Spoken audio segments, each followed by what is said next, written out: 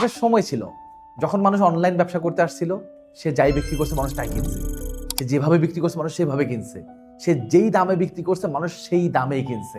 কারণ মার্কেটে তখন তারা একাই ছিল, কোনো কম্পিটিটর মার্কেটে ছিল না। চলেন ব্যাপারটাকে একটা ফুটবল খেলার মাঠের সাথে কম্পেয়ার করি। ধরেন আপনি একটা ফুটবল খেলার মাঠে আছেন অ্যান্ড ফুটবল মাঠটা একদম ফাঁকা। আপনার যে গোলবার, সেই গোলবারে কোনো গোলকি নাই, কোনো ডিফেন্সার নাই, কিচ্ছু নাই। এখন আপনাকে যদি আমরা বল দেই এবং আপনাকে যদি আমি বলি যে চোখ বন্ধ করে আপনি একটা গোল দেন, তো আমি মোটামুটি গ্যারান্টি দিয়ে বলতে পারি আপনি একবারে না হলেও দুইবার তিনবারে চোখ বন্ধ করে মারলে বলটা গোল হবেই হবে। বাট আপনি এখনের কথা চিন্তা করেন, বাংলাদেশের এখনকার যে অনলাইন বিজনেসের মার্কেট, যে ই কমার্স বিজনেসের মার্কেট বা এফ কমার্স বিজনেসের মার্কেট, এই মার্কেটটাকে আপনি যদি এখন একটা ফুটবল খেলার মাঠের সাথে কম্পেয়ার করেন, তাহলে ঘটনাটা কি দাঁড়ায়? ঘটনাটা দাঁড়ায় এরকম।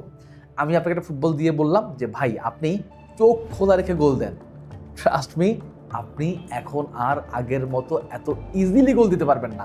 আপনি আগে যেমন চোখ বন্ধ করে গোল দিয়ে দিয়েছেন, এখন আপনি চোখ খোলা রেখেও গোল দিতে পারবেন না। বিকজ আগে মাঠটা ছিল ফাঁকা আর এখন মাঠটায় ভরে আছে কম্পিটিটরে। গোলকি কম্পিটিটর, ডিফেন্সার কম্পিটিটর। আপনি দেখবেন আপনার হয়তো গোল বারে একটা গোল কিনা 8টা-10টা গোল কি দাঁড়ায় আছে, 2টা-4টা ডিফেন্সার না, হয়তো 200-300-400 ডিফেন্সার দাঁড়ায় আছে। রিজন কি? Just competition. সো একটা সময় অমুকে ই কমার্স ব্যবসা শুরু করছে, অনলাইন ব্যবসা শুরু করছে, কোটি কোটি টাকা কামাই ফেলছে, কোটি কোটি টাকার ব্যবসা করে ফেলছে, অনেক বড় বিজনেস করে ফেলছে। এই লজিকগুলোকে রেফারেন্স দিয়ে আপনি যদি একটা ই কমার্স ব্যবসা শুরু করতে চান, আমার মনে হয় এটা এখন আপনার জন্য ভালো কোনো ডিসিশন নাও হতে পারে। তাইলে আমরা মোটামুটি একটা ব্যাপার সবাই বুঝে গেছি যে মার্কেট এখন ওভার ক্রাউডেড, মার্কেট এখন ওভার স্যাচুরেটেড। এই ওভার ক্রাউডেড মার্কেটে আপনি শুধু প্রোডাক্ট কালেক্ট করে এনে সেটাকে বিক্রি করবেন আর মানুষ কিনে নেবে, এমনটা হবে না। সো আপনাকে আপনার বিজনেসটাকে সাস্টেনেবল বানানোর জন্য এবং বিজনেসটাকে স্কেল করার জন্য একটু অন্যভাবে চিন্তা করতে হবে। সো আপনার চিন্তা ভাবনাটা একটু এমন হইতে পারে, আমি আপনাকে একটু বোঝাই। ধরেন আমি একটা প্রোডাক্ট বিক্রি করবো, ফর এক্সাম্পল আমি রুবিক্স কিউবটা বিক্রি করবো, জাস্ট এক্সাম্পল। আপনি আমার কাস্টমার, মানে পটেনশিয়াল কাস্টমার, মানে আপনি আমার অডিয়েন্স। আমি ফেসবুকে অ্যাড ক্যাম্পেইন চালাইছি যে আমি এই রুবিক্স কিউব বিক্রি করব, আপনি হয়তো আমার অডিয়েন্স হিসেবে ফেসবুকে আছেন। সো এই যে আমার অ্যাড আপনার কাছে পৌঁছাবে, আপনি খেয়াল করেন আমি রুবিক্স কিউব কি একা বিক্রি করবো মার্কেটে? ডেফিনেটলি না। এই রুবিক্স কিউব হয়তো মার্কেটে আরও 200-300-400-500 জন সেলার আছে যারা বিক্রি করবে। আপনি একটা বার যদি রুবিক্স কিউব লিখে সার্চ করেন, আপনি একটা বার যদি কোনো রুবিক্স কিউবের অ্যাডে থামেন, আপনি একটা বার যদি রুবিক্স কিউবের কোনো ভিডিও দেখেন, আপনার কাছে কিন্তু আমার কন্টেন্ট প্লাস আমার অ্যাড প্লাস আমার আরও যেই 200-400 কম্পিটিটর আছে তাদের প্রত্যেকের অ্যাড কিন্তু আপনার কাছে যাওয়া শুরু করবে। এখন প্রশ্ন হচ্ছে আপনি কিনবেন কার কাছ থেকে?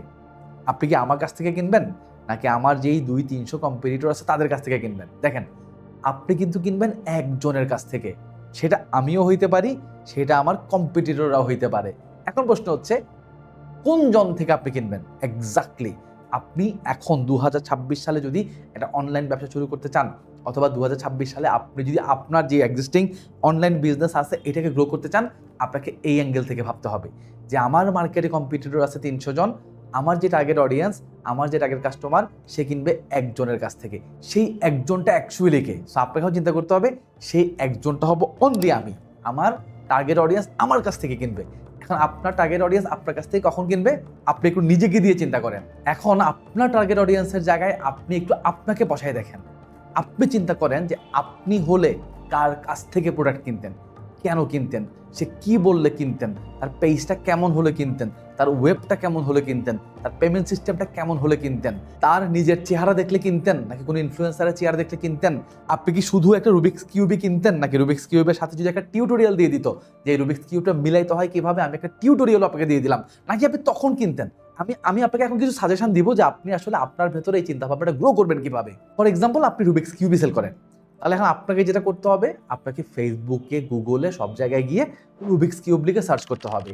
আপনাকে রুবিক্স কিউবের বাংলাদেশি বেশ কয়েকটা ওয়েবসাইটে ভিজিট করতে হবে। আপনি এর একটু পরেই দেখবেন আপনার কাছে ফেসবুকে, ইনস্টাগ্রামে, গুগলে রুবিক্স কিউব রিলেভেন্ট অ্যাড আসা শুরু হয়েছে। সো আপনার কাছে যখন রুবিক্স কিউব রিলেভেন্ট অ্যাড আসবে, প্রথমে আপনি বোঝার চেষ্টা করবেন কোন অ্যাড আপনাকে থামাচ্ছে, কোন অ্যাড আপনাকে থামাচ্ছে না। সো যেই অ্যাডগুলো আপনাকে থামাচ্ছে, আপনি সেই অ্যাডগুলোকে একটু আলাদা করে কোথাও সেভ করে রাখেন। সো এইভাবে আপনি 2-3 দিন একটু অপেক্ষা করেন যে কোন অ্যাডগুলো অ্যাকচুয়ালি আপনাকে থামাইতে পারতেছে, কোন অ্যাডগুলো আপনাকে থামাইতে পারতেছে না। যেই অ্যাডগুলো আপনাকে থামাইতে পারতেছে, আপনি সিম্পলি সেই অ্যাডগুলোকে একটা জায়গায় একসাথে সেভ করে রাখেন। তো প্রথমত দেখেন আমরা কিন্তু একটা ডিফারেন্সিয়েশন খুঁজে বের করে ফেলছি যে এই অ্যাডগুলো আমাকে থামাচ্ছে, তার মানে কি এই কন্টেন্টগুলো আমাকে থামাচ্ছে। এইবার আপনি বুঝেন এই কন্টেন্টের কোন জিনিসটা অ্যাকচুয়ালি আপনাকে থামাইছে। ওখানে কি একজন ইনফ্লুয়েন্সার ছিল আপনি এই জন্য থামছেন, নাকি ওখানে একটা হুক ছিল, লাইক এমন একটা হুক ছিল যে জন্য আপনি থামছেন? হোয়াট? আপনি আন্ডারস্ট্যান্ড করেন যে আপনি কেন থামছেন, কোন জিনিসটা আপনাকে ট্রিগার করছে থামার জন্য। সিম্পলি এই জিনিসগুলোকে আপনি একটা এক্সেল ফাইলে বা একটা ডক ফাইলে নোট করা শুরু করেন যে আমিও আমার কন্টেন্টে এই জিনিসগুলোকে, এই এলিমেন্টগুলোকে ব্যবহার করব। দেখেন আমরা কিন্তু এই কাজটা যদি করতে পারি আমরা আমাদের কম্পিটিটর থেকে একটু আগাই গেলাম। কিভাবে? লাইক আমার কম্পিটিটর হয়তো একটা হুক ব্যবহার করছিল, এক্সাম্পল, আমি একটা ব্যবহার করব না। আমি যেটা করব, আমার কম্পিটিটররা সবাই যা কিছু করতেছিল সব কিছু আমি তুলে নিয়ে আসবো, সব কিছু তুলে এনে আমি আমার কন্টেন্টে হুক হিসেবে ব্যবহার করা শুরু করব। সো এটা হচ্ছে একটা এক্সাম্পল। দেন আপনি বোঝার চেষ্টা করেন এই যে ফর এক্সাম্পল যে আপনাকে 5টা রুবিক্স কিউবের পেজ থামতে বাধ্য করছে, বা 5টা রুবিক্স কিউবের পেজের কন্টেন্ট আপনাকে থামতে বাধ্য করছে। এখন দেখেন আপনি কিন্তু থামছেন 5 জনের কন্টেন্টে, বাট কিনবেন তো একটা কিউব। এইবার বোঝেন কোন পেজটা থেকে আপনি কিনতেন। আপনি বোঝার চেষ্টা করেন, প্রত্যেকটা পেজে ভিজিট করেন, প্রত্যেকটা পেজে মেসেজ দেন, প্রত্যেকটা পেজের ওয়েবসাইটে যান, আপনি দেখেন কার ওয়েবসাইটটা আপনাকে অ্যাট্রাক্ট করতেছে যে আমি এই ওয়েবসাইট থেকে কিনে ফেলি।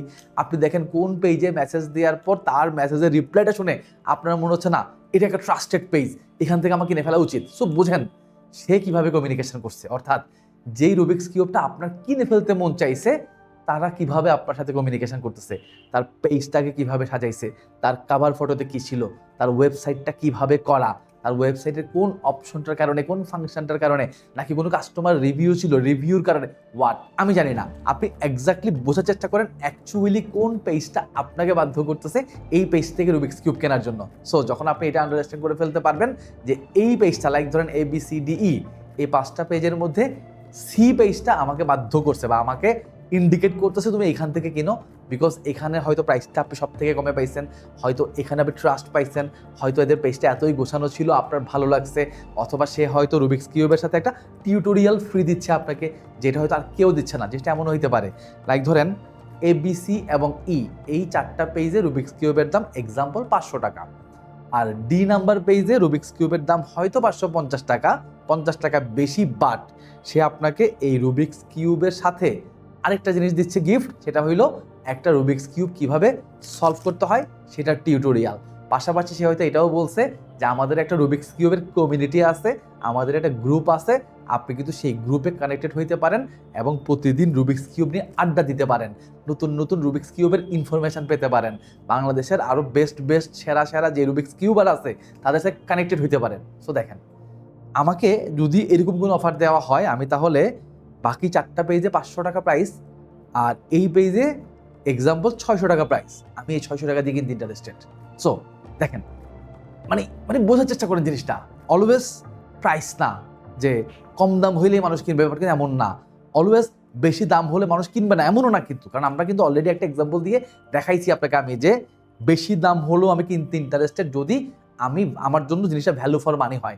তো আপনি বোঝার চেষ্টা করেন আপনার অডিয়েন্সকে আপনি কিভাবে ট্রিগার করবেন, আর আপনি আপনার অডিয়েন্সকে কিভাবে ট্রিগার করবেন এটা বোঝার জন্য আপনি এটা বোঝেন আপনার কম্পিটিটররা অ্যাকচুয়ালি কী করতেছে।